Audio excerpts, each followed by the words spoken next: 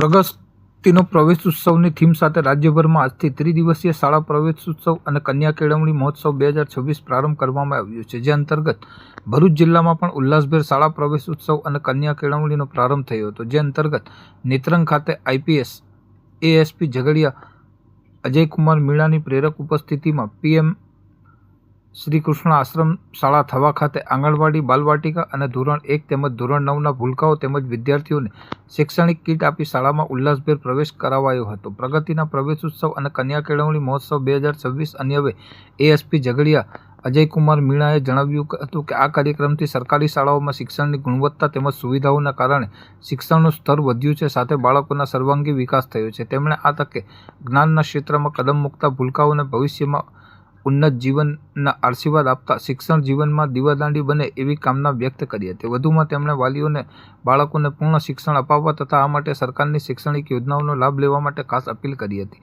આ પ્રસંગે પીએમ શ્રી શાળા થવાની વિવિધ સિદ્ધિઓનો ઉલ્લેખ કરતા શિક્ષકો અને સમગ્ર શાળા પરિવારને અભિનંદન પાઠવ્યા હતા. ઉપસ્થિત મહાનુભાવો દ્વારા વૃક્ષારોપણ કરી શાળા પરિસરની મુલાકાત કરવામાં આવી હતી તેમજ તેજસ્વી વિદ્યાર્થીઓને સન્માનિત કરવામાં આવ્યા હતા.